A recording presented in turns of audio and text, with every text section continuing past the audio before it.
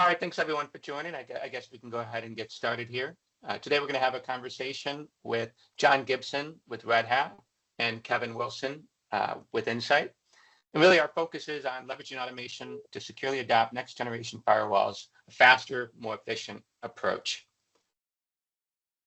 Really quickly, whether you're already familiar with Insight or not, just wanted to showcase this timeline of how Insight has evolved as a company, both organically and through acquisitions, going from more of a typical reseller in many years past to more focused on services and solutions today. You know, we pivoted into the DevOps and cloud space with our acquisitions of Blue Metal and Cardinal a few years back. And that's where a lot of our talent around OpenShift, resides today. In addition to beefing up our data center infrastructure capabilities when we acquired DataLink in 2017, which is where a lot of the automation capabilities reside today. So our purpose today is to really showcase where our pre-sales and post-sales services capabilities come into play when we look at how Insight works with solutions with Red Hat Ansible automation and Palo Alto next generation firewall. All right, so really quickly, I want to touch on why Insight should be considered your go-to partner for both Red Hat and Palo Alto. We support both those businesses today with a couple dozen pre- and post-sales engineers across a number of technical teams at Insight. We've been the Global Secure Access Service Edge Partner of the Year, which Gartner basically defined back in 2019 as the cloud-based architecture combining both network and security functions. Insight also serves a unique function in the channel as an authorized support center for Palo Alto as well too. And then when we think about where we're going to help our clients, with their Red Hat and the Palo Alto solutions, this is both on-prem and in the cloud. And we maintain great relationships with Cisco, with Microsoft Azure, with AWS, and with GCP as well too. So you can be comfortable and confident that we can help you with your Red Hat and Palo Alto needs, all throughout your journey from on-prem through cloud. All right, with that, let me pass it over to John. John, take it away. Awesome. Thank you so much, Insight team. Again, we really appreciate the partnership and the opportunity to present and talk a little bit around sort of a great partnership with Palo Alto Networks and Insight. So as mentioned before, my name is John Gibson. I am the Global Partner Alliance Manager between Red Hat and Palo Alto Networks. I'm joined by Kevin, and we're going to talk a little bit around sort of our experiences working with the partnership with some real world examples. And also sort of why partners make this perfect solution for our joint customers. So just to talk a little bit around Palo Alto Networks and Red Hat, and really just kind of partners in general with Red Hat, and why we view this as really strategic pieces of an ecosystem, is because, one, we want to make sure to support our clients in every given scenario that they're in, whether they're government, enterprise, commercial. We want to make sure that all of the partners that we have, that we've got integrations with our solutions, whether that be with OpenShift or specifically what we're talking about today with Ansible Automation Platform, that we can be able to suit those needs. With Palo Alto Networks and Red Hat, I want to highlight that obviously we have a great partnership with deep integrations with Palo Alto Networks, supporting all those clients that I mentioned earlier. They're really strategic business partners for us. And we do have other avenues of integration with Palo Alto Networks, including with Prisma Cloud with OpenShift, CN Series, the Container Series Firewall with OpenShift, Cortex and Ansible, as well as OpenStack. Again, we work with multitudes of joint partners. Again, Insight is one of those key partners that helps us take our message with Palo Alto Networks and really put that in action in the field. And we've also got what we're going to be talking a little bit around today, certified collections, right? Jointly supported technology built by our partners, and really the backbone of automation for Red Hat to help with advancing and speeding up your time to value and ROI associated with your Palo Alto Networks environment. Last but not least, we're going to talk a little bit around event-driven Ansible. What is this, and why is it important that Palo Alto Networks is a key partner with us? But to sort of set the stage, if we want to advance a little bit, really what I want to highlight is that partners are essential to Red Hat, and they're very essential to automation as well. So when we think about partners and automation in general, Ansible Automation Platform is just a single tool. We really rely on the partner ecosystem in order to have this content built out. So that way we can use Ansible within the environment. So when we think about our partner ecosystem, it's important that we have best of breed solutions, right? So today our focus is going to be around automation with Palo Alto Networks. So we're going to be speaking around the Firewalls and Ansible automation platform. And again, best of breed, right? Palo Alto Networks is a leader in the Magic Quadrant. They're also a leader on the Forrester Wave side. And likewise, on the Red Hat side, we are a leader for Ansible automation platform, specifically for infrastructure automation, right? So you've got two key partners, two key leaders, market leaders for our joint solutions, and we want to ensure that we can have this for our joint customers. So let's talk a little bit around legacy network security architecture. And I'm going to build out this slide a little bit, but Kevin, I want to kind of get you in here and have you do an introduction for yourself and talk a little bit around some of your real world examples around how network security architecture has gotten a little bit more complex. There's introduced a lot more security gaps and why it's important to have automation here. So Kevin, why don't you step in and speak a little bit to this? Yep. So thanks for the introduction there. Kevin Wilson. I'm a field architect at Insight.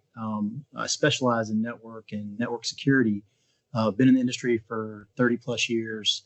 And over those 30 years, I've worn many hats, both on the enterprise side and on the vendor side. And worked in a lot of different environments. So just adding on to what John's talking about with the automation, from a network perspective, I've always thought about how can we take our network automation and apply that to what we do in our firewall space with our pallet firewalls, working between the firewalls and Prisma Access. So I was talking to a large financial firm a while back, and the IT director asked me about adding automation to their firewall rule policies and process and procedures that they have in place. And he said that they have typically around 100 to 150 rules come in a month. And if you think about what it takes to troubleshoot a firewall rule or apply a firewall rule, to validate a firewall rule, there's quite a few steps that go through that process. And in that process, you have to document everything as you go through all that. And adding automation here, to me, is just really a no-brainer. You're going to push out that human error, that area of human error that can happen when you apply a firewall rule, which in many cases causes outages, can cause issues with unsecured access.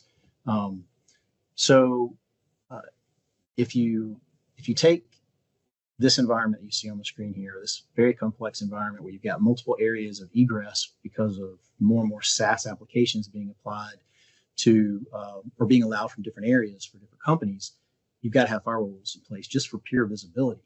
And then if you take and you have to validate those requests that come in, so you've got 100 requests come in a month, and you have to go in and validate that those requests that are coming in are legitimate requests, one, and two, that there's not already a rule in place and something's not working because the application is misconfigured or DNS is not put in right, or I had a request come in from another company, and it was in the voice space, and they had a whole range of IP address or ports that they wanted open, and it just didn't make sense. What the request itself didn't make sense, and so those are the scenarios where you have to have a senior engineer look at it and say this isn't a valid request. Those things take time. You have to go through an approval process. You want to make sure you get all your documentation done. And it can really be exhausting for an engineer to have to do this stuff. So having multiple people that can do it, adding in Ansible automation in here will keep your consistency around documentation for reporting. It'll help you force out those human errors, those human mistakes, which can cost you a lot of money, and save you a lot of time in the long run. Let's see. And Kevin, also, I just want to comment as well. I think one kind of key thing also is, like, as infrastructures and environments are becoming more spread out, you got organizations that are moving to the cloud, you got organizations that are leveraging new data centers, co-locations, etc. It's really important to ensure consistency across your security policies, right? So as you're expanding your firewall footprint, and again, these are conversations that I've had with clients specifically around automation and Palo Alto Networks, is you want to make sure that you've got consistent firewall rules across your entire environment. So as organizations are putting in new data centers or new environments, right, and they're putting a firewall in front of that, that is actually in line with what are the rest of the policies that they have set up for the rest of the environment too, right? Absolutely. Yeah, absolutely. It's paramount that, when you apply a firewall rule, that if you have multiple regions that you're working within, that those rules are applied consistently across the entire estate. And then ones that are put in that don't need to be put in are removed at some point. So not only do you get the ability to automate the addition of policies and consistency in there, you also can go through and do some of the more very mundane work of going in and just seeing how many rules are actually getting hits, right? Pull reports on those things, and you can eliminate rules or just disable rules in the Palo firewall. Just disable the rule because it's not being used, or it just adds more complexity when you look at it. And then the simple things of just making a good backup, making sure you got your panorama synced up, that you're getting consistent backups, you're storing those backups off site. All those things just add another layer of manual work that a senior engineer, especially if they're fatigued, because there's many times when you've been working on an incident, you're working on another issue, and you're just very fatigued, and you forget to make that backup before you make the change. Or so adding that automation just removes that human error. Yeah, definitely, it's something that all companies should be looking at. And again, find the right partner to do that with, right? A partner that knows it from the ServiceNow all the way down to how they're applying it in their management tools, whether it be SolarWinds or something else. I mean, it's the whole field has to be. You got to have a company that knows all that and how to integrate it. Yeah, so John, I mean, you hit it spot on with that. That the complexity adds area for error. Yeah. Well, you brought up a good point too. So obviously I know I have a main focus in Palo Alto Networks, and the integration with Red Hat is very near and dear to my heart. But you also brought up a really great point too, right? Automation outside of security is also very important. That's where we rely on partners like Insight, and we rely on our partner ecosystem for Ansible automation platform, because obviously I know for this specific discussion, we're talking about security, but when we think about automation as a whole, it's a journey for organizations, right? It just isn't just focused on security. There's also infrastructure components associated with that. So you mentioned ServiceNow. That's another great partner of ours that we work closely with, and obviously working with you guys to help ensure that everything's speaking together with our organization's Ansible automation platform environments, that those playbooks are running smoothly. That's a key piece, right? Because once you've got that picture together, there's incredible time savings that you can get associated with that. Real-time alerting. The ROI is actually very feasible, cutting things down from hours to minutes, and making sure that all parties that need to be involved or have visibility into some of the changes that are going on within an environment for auditing purposes, or even just visibility, right? You can keep track of that all with automation inside your environment. So just a few sample tasks here, setting up IPsec tunnels, validating connectivity, and just being able to run scripts that, you've got your junior engineers that know source destination information, but they may not know what crypto level is being applied. So you have to just takes away some of those questions that that engineers may have when they're applying these rules. But 2 hours to 5 minutes. These kind of things are just a no-brainer. And if you think about when you're talking about automation, or you talk about misconfiguration, you've got someone in there that might be making the command or running a command that they may not know what the end result's going to be. One of the things about automation is you're not gonna roll out a configuration in mass that you've not tested.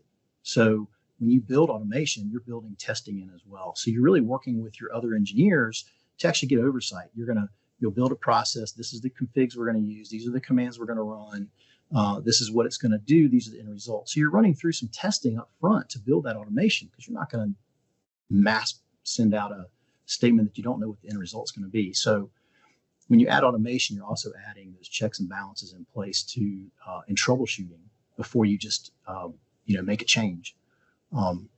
So that's something to add that a lot of people don't think about. And this is one of my favorite actual things to talk about. And this is what kind of geeks me out about it, automation, and why I think it's so incredible is you see some of the differences around how it takes 2 hours down to 5 minutes. That's a lot of time. And when you're working with organizations that may be working under constraints of smaller teams, budget wise, it's important to make sure that the time that your institution is spending on doing daily tasks is reduced so that way they can focus on things that are actually going to impact the business in a positive light, right? So reducing times from 2 hours to 5 minutes and having automation be a part of that, again, that's pretty impactful. And one of the key things that I want to highlight here is around the event-driven Ansible, right? This is something that we debuted in Summit, I believe it was last year in 2023, specifically around taking Ansible and automation in general a step further, right? So previously, if you guys have experience with Ansible automation platform, you have to click launch a playbook, right? Plenty of reasons why you would want to do that for auditing purposes and just making sure that you actually want to do the specific thing. But what we've actually debuted, and Palo Alto Networks was a launch partner with this, was event-driven Ansible. So essentially, it's a really complex if-then statement, right? You have event triggers inside your environment that actually can spin off a series of playbooks. So when we think about broader use cases and speeding up automation, right? If you want to have a specific event that's happening inside your environment and have a series of things spinning off, you're taking what was, hey, let me go and do a point click, specifically launching up this application and doing this with Ansible automation platform and event-driven Ansible specifically, you can really reduce that down. So that's immediate ROI back to organizations. And when you scale that across multiple different branches, multiple different architectures, again, we're speaking about just about security, but thinking about that as a broader picture, right? I mean, the automation story, I mean, you're getting an incredible amount of time back and money savings back to the organization. So, yeah. And you mentioned event-driven Ansible. I immediately thought of when you're applying, you've got a request come in, it's gone through the whole process, you build an automation to run some checks and balances on the firewall rule that was requested. But you can also actually use event-driven Ansible to actually send out the communication to the requester once it's completed. So that takes away that whole, hey, I got to open up my email, I got to send this guy an email, and paste in what I did. And basically he'll get an email once the rule's been applied and tested and it's done. You can use event-driven Ansible to do those kind of things as well, not only looking for logged events, but also looking at how to finish out your automation process. Yeah, to add on to that too, we were at the Ignite on Tour events a few weeks ago, and I know we've been primarily focused on the security side too, but also for risk and assessments with Palo Alto Networks, right? As you're making those changes, you need to have change logs that are updated. Risk and compliance teams need to make sure that they're monitoring those changes, and so sometimes they'll spend about a month locked into a room to say, hey, what are the changes that were made in our environment, specifically around the firewalls, right? And so they'll spend an entire month dedicated to doing this, right? But with Ansible Automation Platform and the event-driven Ansible and what you had just mentioned, Kevin, some organizations are actually taking that and actually spitting that into a PDF, having that issued into a Slack bot on a weekly basis. So that way, instead of spending an entire month locked away in a room, right, they're actually getting this on a weekly basis that they can send up and have that reported on. Again, reducing the need for them to stay locked up in a room and having them being able to focus and say, hey, look, we've got this automated. We're good to go, So again, yeah, you hit it on the nail on the head there. Yeah, that's good. I don't think we have anything else, do we? Let's see. Well, if we want to go to the next slide, I can speak to the little bit more around here. So let's talk a little bit around some additional key use cases. So these are some additional items. So I know that, Kevin, you mentioned some of the work that you've been doing with your clients. We talked a little bit around event-driven Ansible, some of the specific key use cases you can use. But I want to chime in a little bit with this and talk a little bit around some of the additional pieces here, because some of these may be more pertinent to you guys out there that are watching this. So some of the key areas that we've been focusing on and that we've talked to customers around, hey, what are the top things that you guys are doing with automation, with Ansible and with Palo Alto Networks? These kind of came up as the main use cases associated with that. So Security configurations as code, obviously a huge value add with having automation associated with that, pushing your configurations to your policies or to your firewalls through Ansible automation policies. You can do that. One of the key things that I want to highlight is consuming APIs to build integration with other tools. This can get a little confusing, but just follow me here for a second. But as you guys are building out your applications and integrations with other applications, right? Think about building application integration with a Slack bot, or trying to do something with AI as we move forward, right? Having something to actually do that automation and connect those two environments together, that's a really great place for automation to be able to step in, right? So we've got some customers that are leveraging a Slack bot specifically to do different changes within their Palo Alto Networks firewall environment. So, hey, change this code, update this policy on this environment. And actually behind the scenes, Ansible is that key core that actually helps translate that message from Slack, from ServiceNow, from some of these different other environments to the Palo Alto Networks environment. So really kind of helps be sort of that glue on the back end to help with the integration. We talked a little bit around the best practice assessment. So that's what we were talking about around like, hey, what are the changes that happen? How do we get that spit out on a regular basis?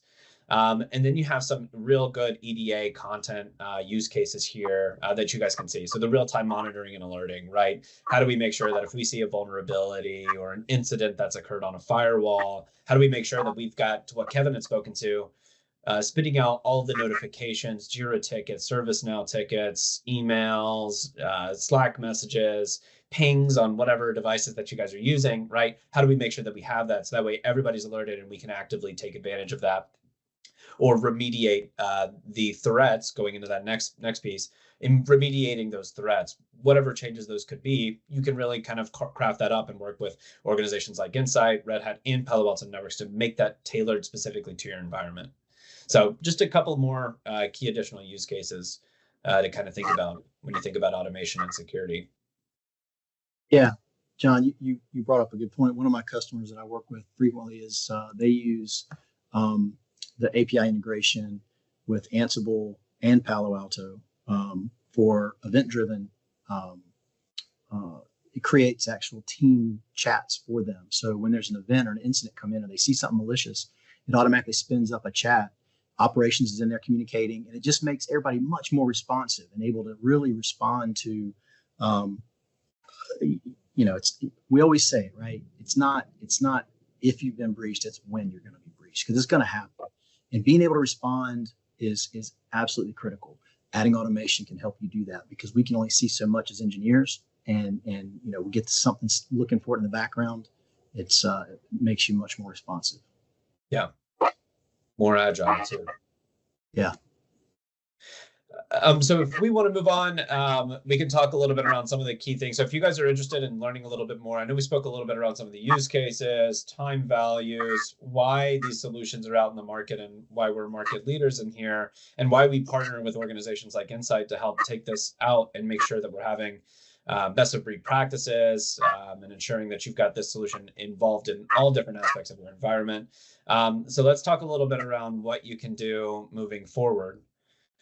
So we've got a lot more information out there that's available for you guys to try, whether that's doing a little bit of a hands-on lab with Instruct, doing trials. If you guys just want to learn a little bit more information, we have one-pagers out there, blog posts, links to the actual collections itself. But in my opinion, I think it would be best just to reach out to the Insight team and say, hey, look, like, how does this actually look in my environment? Let's do like a proof of concept or a proof of validation to really get a little bit more hands-on, because you can try all of these different trials, you can try all of these different workshops, but where the real magic happens is really like, where does this actually impact my environment? Let's do an assessment with Insight and the Palo Alto Networks and Red Hat team to say, hey, look, like, these are the top areas that we believe automation can really benefit your environment. So Kevin, I don't know if you have any last words here, but want to make sure to highlight, getting in touch is the best way to really see this in action within your environment. Nothing else to add, John. I think you covered it all really well. No, I appreciate this time that we've spent talking and going through this, and I look forward to continue this relationship. Likewise. Thanks, Kevin. Thank you.